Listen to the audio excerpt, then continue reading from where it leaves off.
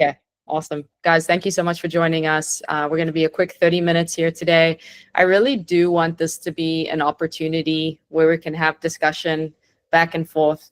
We're thinking about topics as far as what we could discuss this evening, and we have some really exciting topics that we are preparing for in the future, just to, again, educate as we kind of go through the process of training for our events.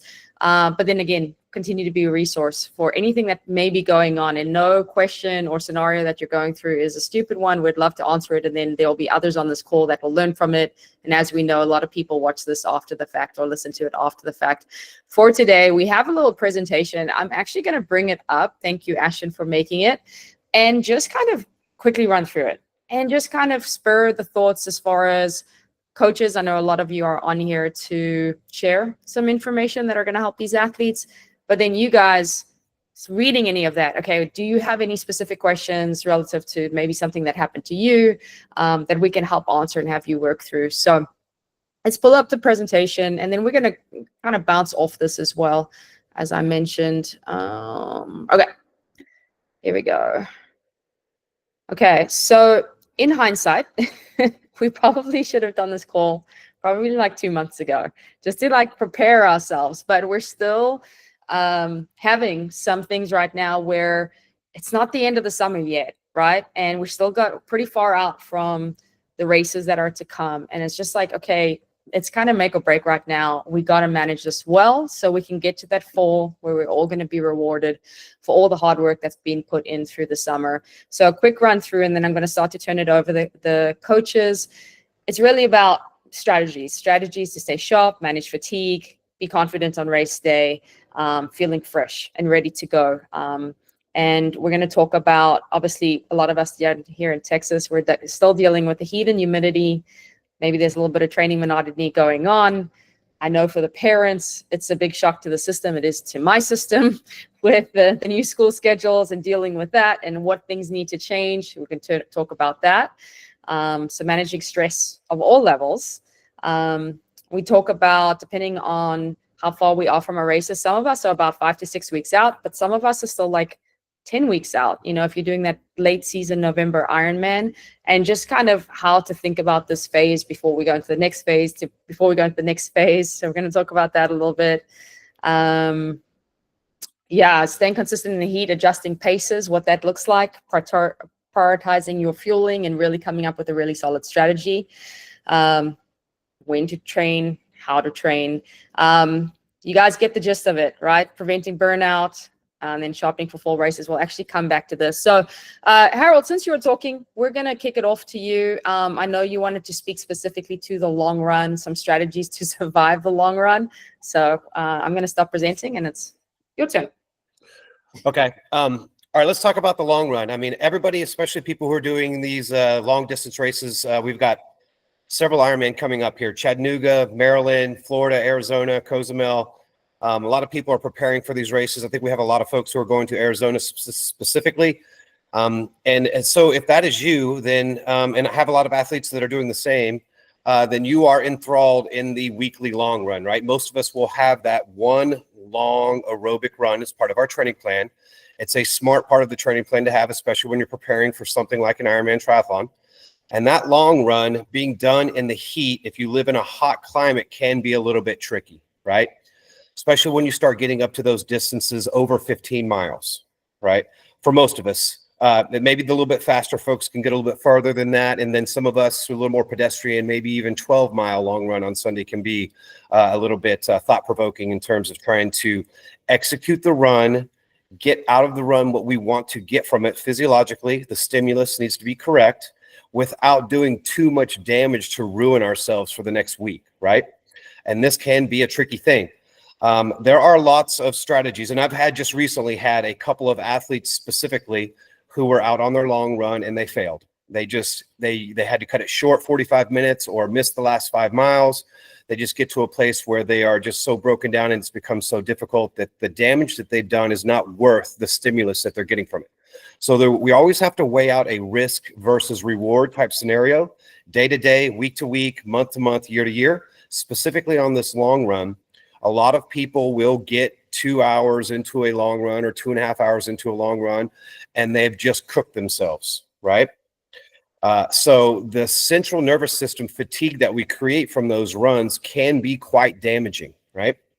So I want to talk about some strategies to help avoid having to take Monday and Tuesday off from training altogether, and then getting back into training really slowly mid the next week.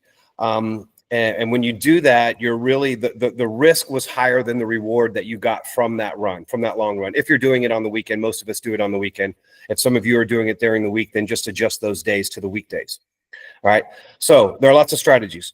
One thing is you have to get up early in the morning if you are going to do it during the morning hours, and try to get that run done in the coolest part of the day. This is somewhere between 5:30 a.m. to 7 a.m. for most of us where we live, right? So the timing of the run during the day is like the first kind of part of the chain of dominoes of where things can go wrong. If you're getting up to go do your long run on Sunday and you're getting started at like 8:30 or 9, this is not a good place to start, right? This is not good, right? The other thing is making sure that you're taking enough nutrition and fluids, electrolytes, carbohydrates, all that stuff. You need to make sure that you have enough of that stuff on board. And a great way to plan for this is to create like a looped course so that you have some way to get back to some cold ice drinks. One of my favorite things is I'll just map out a 5-mile loop course and just do several loops on it. And each time I come by my truck, I've got a big cooler in the back of my truck with ice cold drinks, plenty of fluids, and plenty of calories to take on that long run. Those are your kind of first two things that you want to look at. If you're still having trouble past that, running for 2.5 hours, 3 hours continuously in the heat does cause a lot of damage. So from there, I'm going to create a strategy for my athletes to help them just break this run up. Let's just break it up into chunks, right? If the risk is higher than the reward, then what do we have to just kind of look in the mirror and think, okay, what are we getting out of this? Would it be better for me to break this up into a chunk and take a little bit of rest in between? And I say yes, absolutely, absolutely. So if you've got, let's just for an example, if you've got a 20-mile run, great way to break that up would be two different runs. Do a 10-mile run early in the morning when you've got that coolest part of the day, and then do another 10-mile run later in the evening when the temperature starts to break and come down. You've got several hours in between where you're not getting a continuous 20-mile run, but you're still going to get more reward than the amount of risk that you put into it, right? You're going to get the stimulus, you're going to get the physiological adaptations, and everything is going to be much more positive because now we can get right back into training the next day, right?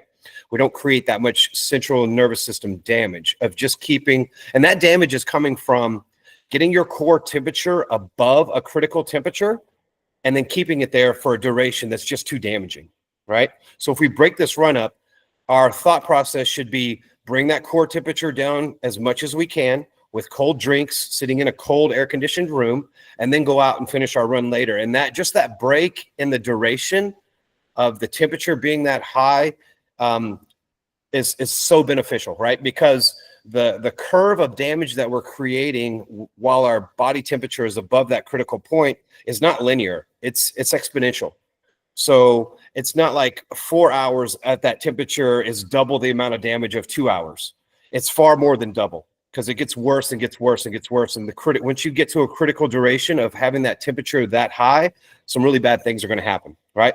So 2 10-mile runs would be a great way to break that up with a good break in between, bring that core temperature down, get some ice cold fluids, top off the stores of electrolytes and carbohydrates, and then go back out and finish that run later in the day. And although it's not a continuous run, you're still going to get a lot of benefit from it. Another way to do it, if you've got a longer block, would be to just do 5-mile loops and sit down for 5 or 10 minutes in between each loop in a cold environment, ice cold drinks. Again, bring the temperature down. That's the critical thing that you want to do, and then get back out and bring it back up and do the run that way. And I've found that over the years of doing this with my athletes during the hot parts of the summer in a hot environment like Texas, is just a great way to tackle those runs and then be able to get right back into training early the next week, because the consistency is the key. You guys have heard that several times by now. And the consistency is the key. If we're just doing a lot of damage and then needing to recover for a few days and then doing a lot of damage and needing to recover again for a few days, the outcomes aren't as good as if we can consistently train at a little bit of a lower output over time, right? Does that make sense? Is there anything else you want to add to that, Natasha, or does somebody have any questions about that?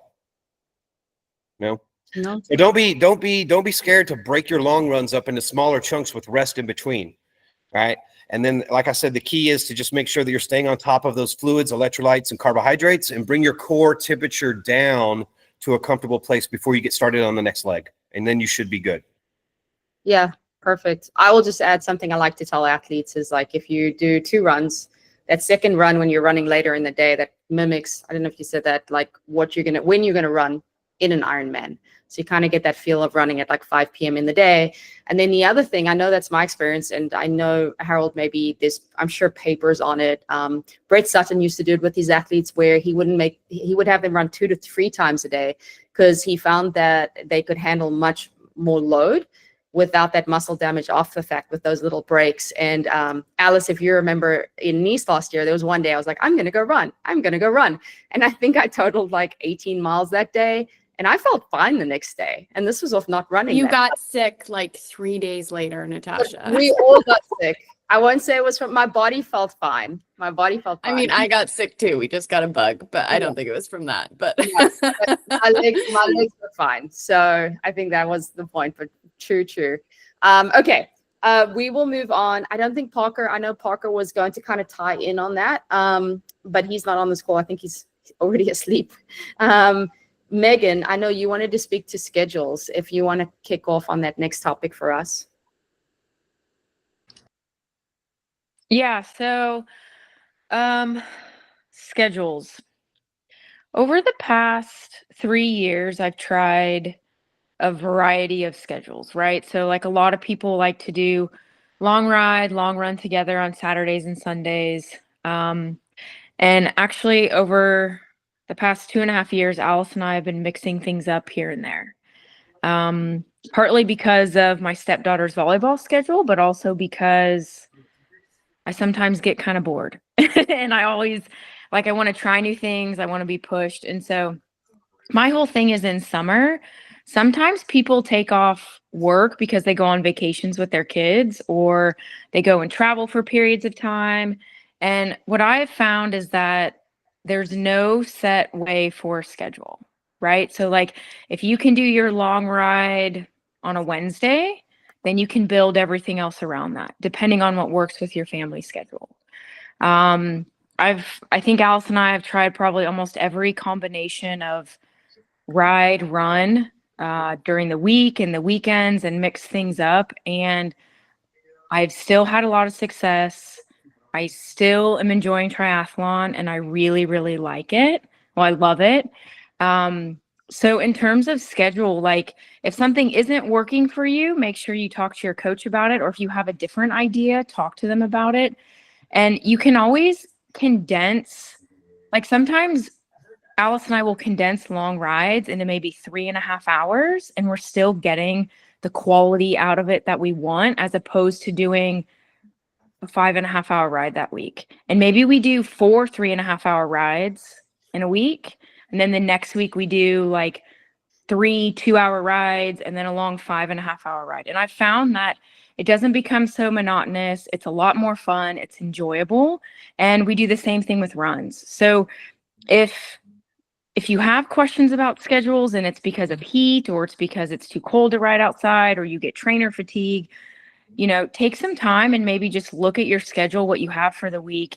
And there's so many different variations and ideas that you can do. And you can still be really, really successful. And if one week you have less run load and higher bike load, and then the following week it's the opposite, you're still going to get the same quality out of that as opposed to like doubling up on both. And the other thing too is that I've noticed my fatigue doesn't get so heavy. It stays like pretty even keel.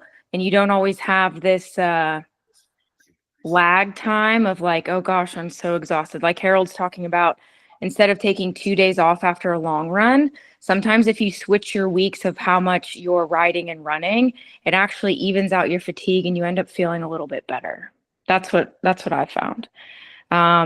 So that's kind of what I want, like my 2 cents, if people are struggling with summer schedules, winter schedules, fall schedules, just remember that you can change anything. You really truly can, and you can have success in any way you do your schedule.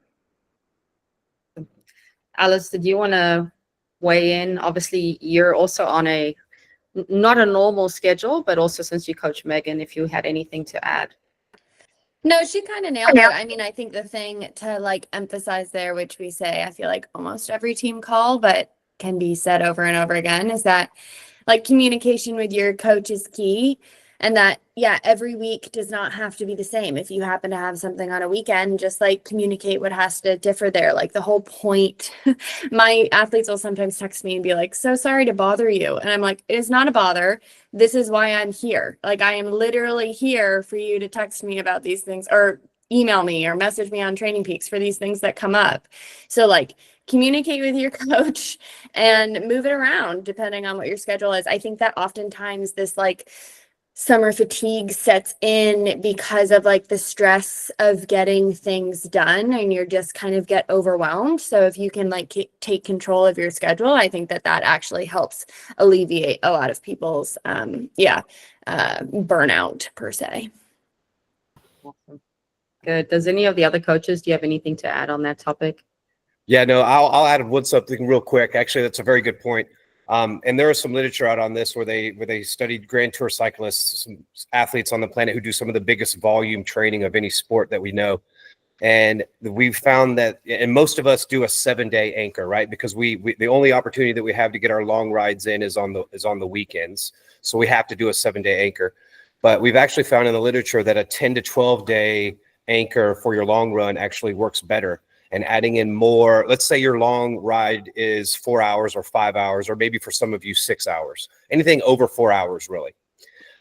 It's actually better to do a 10 to 12-day cycle where you're doing one long run each cycle and adding in more rides between an hour and a half and 3 hours. So doing more 2-hour rides in between that, and then doing only one long ride each 10 to 12 days actually has better outcomes.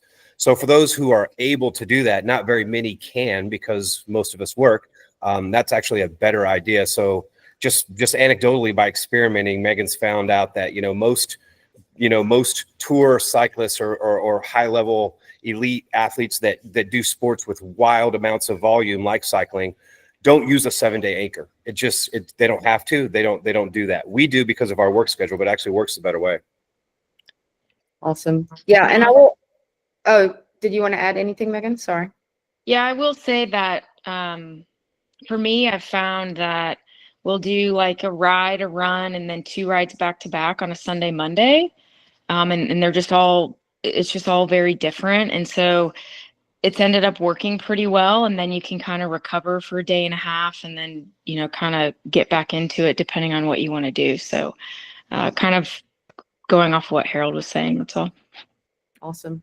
Yeah, something that is unique to the training, you guys, with NVDM, and I know it's different from many other coaching companies, is we do actually split the load so that if you look at the week volume, it can be like 15 hours, 15 hours, 15 hours, even though you're building for an Ironman. And the reason it can still stay the same kind of training stress and load is because we go long bike 1 week and followed by a shorter run after that Saturday, Sunday. And then the next week, it's maybe a shorter, more specific bike, but now it's a longer run versus going long bike, long run. Okay, now long bike, long run. Let's keep building. And then the 4th week, you'd have to take off because you really need to take off versus just being able to hold this training load consistently over time. So that is why it's designed that way. Most of you have been with us for a very long time, have seen that. But again, some people can handle more. I'll tell you, like Alice does not do those, like she can handle the 5-hour ride. She wants the 5-hour ride. So we're able to keep that volume up because she can recover from it, but most cannot, right? So, okay. Again, if anyone has any questions, we have 8 minutes left. Before we go to a couple things I wanted to share, is there any of the other coaches that are on here that wanted to share something as far as maybe a personal thing that they're doing, have done through the summer that's really helped them that you feel others could learn from? I'll start off and share my training. So obviously you guys have known, it's been so interesting. And I actually posted about, oh, I'm going to start sharing my training. And then I do my workout and I'm so fixated on it. And then I leave and then I've forgotten like everything that I just did that I really wanted to share, but I need to be better about it. One of the things though, is I just find it's interesting. I comment to such detail after every single workout. And I don't even care if Lon's reading it or not. I'm reading it because I love going back and seeing my data points from the workouts before. And so like, I'll give you an example, and this is your workouts. I have rowing, right? And I will write my exact paces for my 500 rows, but while I'm doing it, I will notice how I'm feeling throughout the row. So I'm looking at my pace. I'm looking at how does this feel? Where is it in my arms? Is it aerobic? Is at some point this gets hard all of a sudden. So like for the first 300, it was actually kind of comfortable, and now it gets hard all of a sudden, and it's not cardiovascular, it's my legs all of a sudden. Well, that is valuable information for your coach that I wish I could hear, because I can look at the data, but I don't know what you're feeling, and so I would love to see that. But then for yourself, when you go back and you see those notes, I go in, so like I have a row ski workout tomorrow, and it's essentially an exact replica of last week, but one more rep. Well, you know what I'm doing? I've written down exactly what I did last week as a benchmark of like, okay, this is what my heart rate got to. This was my pace. This is how I felt. And I think I shared this last year. If I do the first interval and I beat what I felt like last week, that gives me confidence of like, oh, I'm better. And I'm now excited to do the following reps. So just being like very, very aware of what you're doing, how you're feeling, and how it's building off the last week. And then I also know that if the numbers are way off, I'm like, oh, maybe I should recover. Let me try one or two more. I've obviously haven't recovered from what I've done before. And it allows you to be your own coach and make really smart decisions in the moment for what you need to do versus like still pushing on, burning out, and then not really recovering, and now probably ruining the next couple of days of workouts. Okay. On that note, did anyone want to share to that? Lauren or Ashton, or hear from you guys? I know we've got great. I'll add a couple of things. I'll add a couple of things to that real quick. If you just are training week to week and you just can't avoid that heat, I would move my intensity sessions on the bike or the run indoors if possible. Get in front of a fan, into some air conditioning, and keep lots of cold, ice cold fluids with you for those high intensity sessions if you're hitting some intervals. And then the other thing that I always try to get triathletes to do, I've been trying to get them to do for the last 20 years during the summer months, swim more. Swim more. You can, I promise you, in the long run, it will benefit you if you swim more. And now you don't have to worry too much about the heat, especially if you have an indoor pool and the pool's at 78 degrees like it should be, then you're good. Awesome. I agree. And I will add though, hotter swim water, you do need to take into account that that can be really taxing on you. And so something I tell athletes is if the water is extremely warm and you have long interval sets, either consider dropping down the pace, or if it is a quality session, just make those intervals shorter and make the rest a little bit longer, and then make sure that you're really hydrating well. But I often get athletes who just don't know. They get into water that's 82, 83, and they're like, wow, that was rough. And I am beat up after this. I'm like, it is the warm water. And to that point, some of you guys just raced in like Louisville. I'm looking at Dan. It was like 87 degrees. And you can't swim as hard as you normally do. And I wish we'd had that conversation very clearly before, Dan, but it just will completely wipe you out. I spoke to some of the other athletes that, of course, we had like a double win on that race.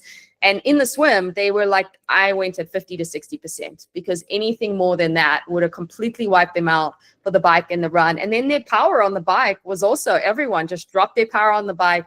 It was all about who could get to that run and run the best they can, which they did. And that's why they won. It wasn't about forcing it when it wasn't there because it was just too hot. So I think that's a takeaway, yes, from that race, but for your workouts as well. Like really consider, do I need to be forcing it at this point? Let me just get through this. Okay. We have 4 more minutes. Anyone to add anything? Otherwise I can keep going down the line of some learnings I have. Any questions? No. Okay. Yeah, Dan takes souls on the trail regardless of how hot it is. Yeah, I'm seeing Andrew and Dan just race harder than Hull this weekend. And yeah, Andrew, did you do the whole thing as well? Did you do the mountain bike, the road bike, the trail? You're on mute. Okay, road and trail. Okay. It's a crazy weekend. I guess we'll congratulate Dan. Dan does the mountain bike, he does the 100-mile ride, and he does a 13-mile half marathon, all in 80 to 90 degree weather. So congratulations, Dan. And then he makes it on time for the call. He's home. He's on the call with us tonight. Back to Ironman training tomorrow. Okay, the other thing I'm just going to share, and this may relate to some of you guys, is that momentum. When you start to gain this momentum where you're training well, you're eating well, you're sleeping well, I find that I have to protect it at all costs, especially in the heat. I feel like we can get away with some things kind of going off track when it's a little cooler. You know, we don't have that extra stress. But when you have that stress and you almost have to take everything up a notch, like I have to dial in my nutrition just that little bit more and stay consistent with it, as well as my water. I think everyone here is doing that already. You wouldn't be on a Sunday call at 6 p.m. if you weren't doing that. But it's always a reminder, like whenever I go like, oh, I'll just eat that, or it's okay, I'll stay up till 10 p.m. and it totally ruins me the next day or the next day. Yeah, just a reminder, when you find that momentum, really take notice of what am I doing well to feel this good. Maybe it's staying on top of your supplements, or I'm, you know, really nailing my nutrition to the T. I think once we get in that routine, we forget it and we make a mistake, and now we've wasted 3 days trying to like get back on top of it. So that has been very evident to me in my training these last couple of weeks. So, okay, guys, it's 6:28. I was just seeing if there was anything else I wanted to share that was, yeah. The other thing I always, I have, if I know my workout's an hour, I think most of us are doing this. I give myself 15 minutes on this side and 15 minutes on this side. So I block out my schedule for an hour and a half. Makes a massive difference where for that 15 minutes before, I don't have to rush into it. I'm really understanding what my workout is all about, getting in the right mindset, doing some activation, rolling out. And then once I'm done with the workout, I'm not rushing as well, right? To get going to the next thing. Like I'm taking some time to stretch, to roll out. Kind of, I write my comments right away in my phone while it's fresh in my brain. I forget to post on Instagram, but I write my comments right away that this is how I felt. And I just found that so helpful. So that would be a suggestion for you guys as well. Okay. Guys, have a great week. We won't be on for next week, but then we will have some calls coming up, which will be really, hopefully, helpful for your continued journey with us. Okay, good to see everybody. Bye.